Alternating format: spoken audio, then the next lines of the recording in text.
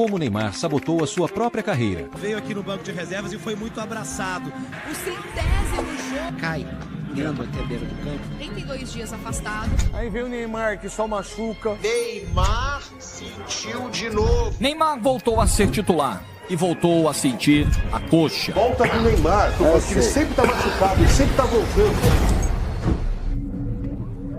Uma das histórias mais tristes do futebol é a do Neymar. Mano, pelo talento que ele tem, era pra carreira dele ter ido muito mais longe.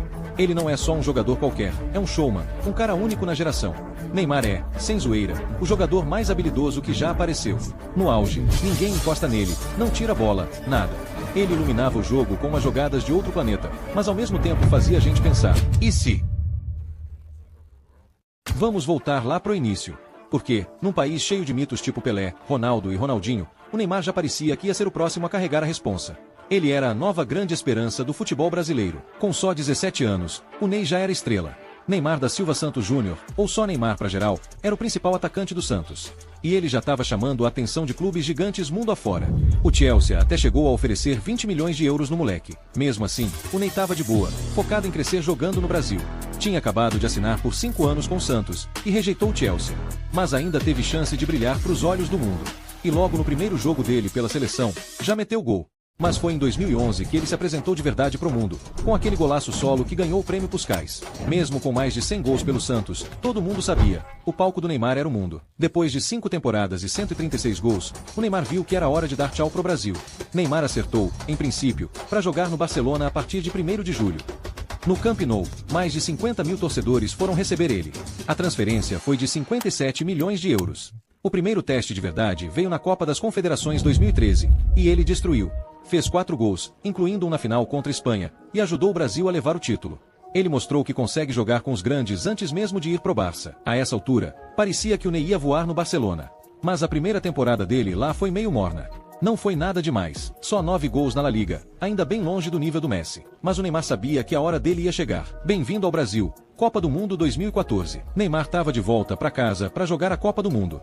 Aqui, no Brasil, ele tava no quintal dele. Ney era a cara da seleção. Todo mundo falava dele, porque era um dos melhores do mundo. Ele ainda não tinha mostrado tudo isso lá no Barça, mas a Copa era o palco perfeito. Todo mundo ia ver o brilho dele. Mas a pressão era absurda. O time precisava dos gols dele para vencer, e as expectativas estavam lá no teto. Messi e Neymar estavam na mesma situação. 2 craques que tinham que carregar a seleção nas costas. E aí ele respondeu. Fez 2 gols ainda no primeiro tempo contra Camarões, chegando a 4 gols no torneio e ajudando o Brasil a ganhar de 4-1. Neymar mostrou que é jogador de jogo grande. Brilha quando mais precisa. Brasil estava classificado. Mas ninguém imaginava o que ia rolar depois. No fim do jogo contra a Colômbia, o craque do time, o nosso camisa 10, levou uma joelhada nas costas e quebrou a vértebra. Tava fora da Copa. Uma tragédia. Ele era o líder em gols, finalizações, chances criadas, tudo. É um baque gigantesco. Uma perda absurda pro Brasil. Aí a pergunta virou: e agora? Como é que vai ser sem o Neymar? A Alemanha respondeu. E foi um soco no estômago, 7-1. Nem dá pra explicar direito o que foi aquilo. Foi um apagão, um pesadelo. O sonho acabou ali. Mas a história do Ney não tinha acabado não. Ele ainda tinha muita coisa pra mostrar no Barça. A boa notícia, ele se recuperou da lesão nas costas. E aí a parada ficou séria. Com a chegada do Suárez, o time virou uma máquina. Parecia até que os 3 se falavam por telepatia. Neymar, Messi e Suárez juntos. A galera nem sabia o que fazer pra parar eles. Os caras trocavam de posição toda hora. Ninguém sabia onde estava quem. Impossível de marcar. Era talento puro. Talvez o trio mais brabo da história do futebol. Foram 120 gols só do trio MSN. Ganharam tudo, La Liga, Copa do Rei e Champions. Neymar mais que dobrou a média de gols, de 15 para 38. Finalmente, ele tinha se afirmado na La Liga. Mas aí veio o problema. Só se falava de Messi e Cristiano Ronaldo. Neymar sabia que tinha bola para ser o protagonista. E na temporada seguinte, teve a chance.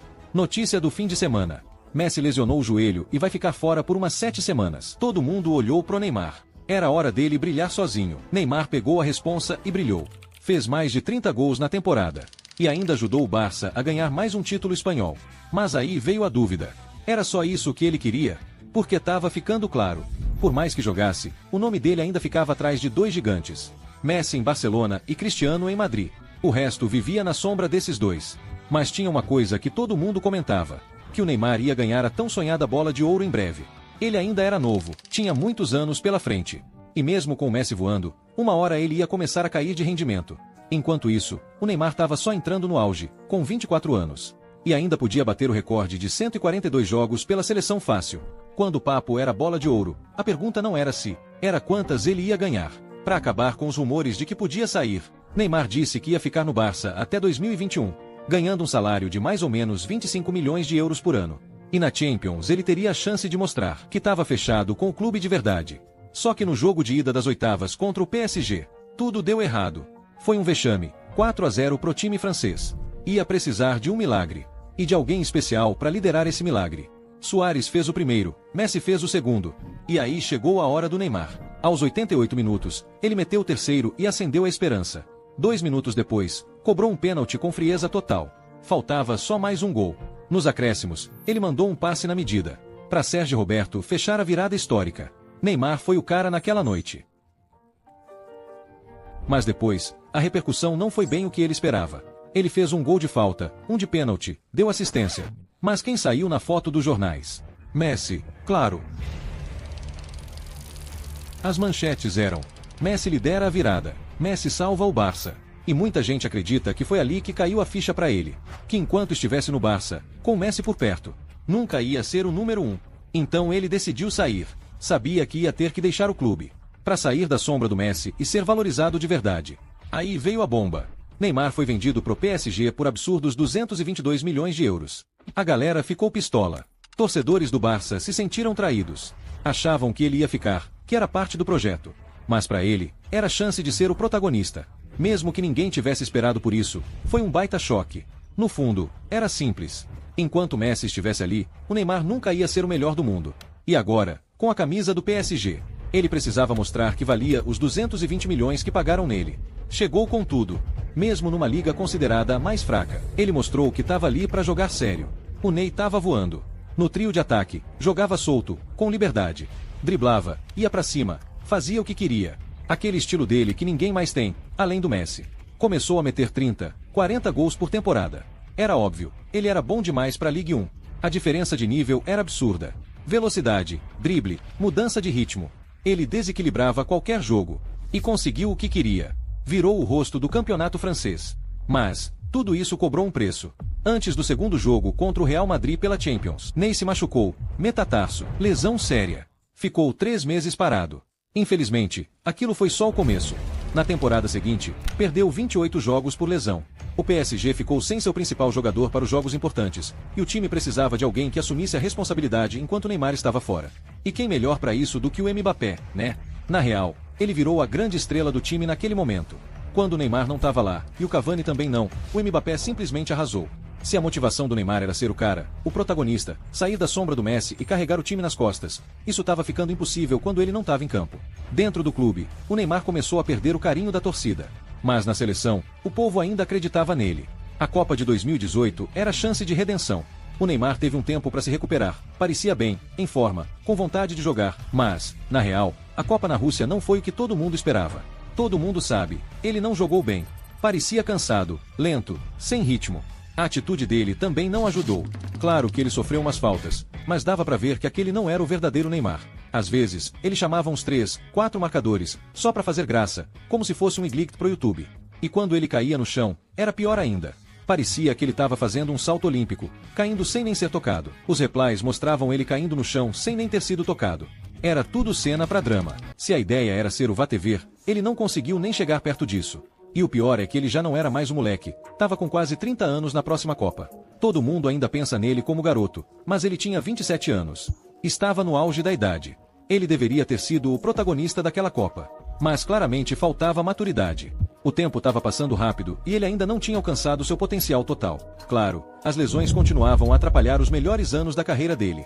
Aos 27 anos, ele já deveria estar tocando a bola rápido, se movimentando sem esperar o defensor chegar. Ele chamava o contato, então não deveria ficar reclamando quando fosse atingido. Até que ponto tudo isso não é culpa dele também? Ficava provocando os zagueiros, fazendo graça. A torcida queria ver o Neymar mais sério, mais focado no futebol. Aí, em 2020, na campanha da Champions League, o torcedor finalmente viu esse Neymar. Ele estava elétrico, de verdade. Fazia a diferença. O que mais chamou a atenção foi a paixão que ele mostrou, a conexão com os jogadores e com a torcida. Aquilo realmente importava para ele. Talvez tenha sido algo pessoal. Talvez ele tenha absorvido todas as críticas e pensado: quer saber? Eu vou carregar esse time. Foi para isso que ele foi pro PSG. Para ser o grande astro. O sonho da Champions estava quase ao alcance das mãos.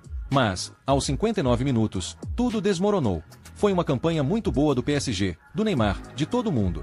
Mas, como era de se esperar, o melhor time da Europa acabou vencendo. Foi aí que o PSG decidiu seguir outro caminho.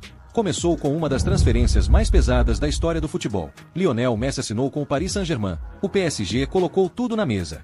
Esse era o momento de finalmente conquistar a Champions. Só que o Neymar já não era mais o cara de confiança. Não era mais o time dele. Mesmo com o PSG chegando perto, eles não conseguiram alcançar o que Neymar e o clube queriam: ser campeões da Champions. Aí chegou o Messi.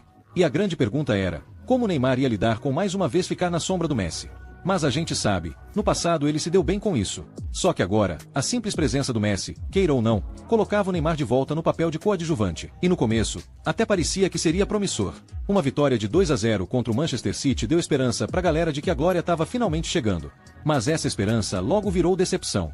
O PSG terminou em segundo no grupo e foi direto cair na boca do lobo. O Real Madrid, que acabou sendo campeão daquela edição, passou por eles com facilidade. E as coisas só pioraram. A Copa do Mundo de 2022 finalmente chegou.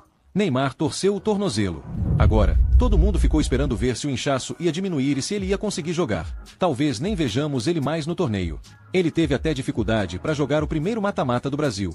Justo quando parecia que estava tudo perdido, Neymar se recuperou a tempo pro mata-mata. Neymar voltou a treinar com o Brasil antes do jogo contra a Coreia do Sul. Talvez ele não estivesse 100%, mas disseram que ele estava pronto. O Tite confirmou. De repente, as coisas começaram a funcionar. Neymar voltou de lesão e marcou seu primeiro gol na Copa. Agora ele estava a um gol de empatar o recorde de Pelé como o maior artilheiro da história da seleção brasileira. Não dava para fazer um roteiro melhor. Mas, infelizmente, os roteiristas tinham outros planos. Neymar teve aquele momento, mas esse momento foi ofuscado. O sonho da Copa do Mundo acabou, e com ele, qualquer esperança de ver Neymar voltar ao seu melhor. E aí vem a notícia triste: Neymar está fora do resto da temporada pelo PSG. Não poder contar com aquele camisa 10 do Brasil, como já aconteceu tantas outras vezes, é mais uma temporada perdida por lesão. Isso já virou rotina na carreira do Neymar no PSG, lesões atrapalhando mais da metade das temporadas dele no clube. O PSG já estava pronto para cortar o Neymar de vez. O clube saudita Al Hilal fechou um acordo com o PSG para contratar o Neymar. Porque, no fim das contas, Neymar virou o rei da vibe. O nível que Neymar poderia ter alcançado, o corpo dele não deixou. Sim, ele teve problemas de lesão, mas com o talento que tem, a carreira dele ficou abaixo do que poderia ser. Neymar poderia ter sido o terceiro maior jogador de todos os tempos, talvez até o segundo, se tivesse mantido a ética de trabalho, jogado em times fortes e feito parte de um clube bem estruturado. Mas, em vez disso, fez umas escolhas de carreira meio estranhas que acabaram atrapalhando tudo. Neymar vai ser lembrado pela carreira que poderia ter tido, e não pela que realmente teve.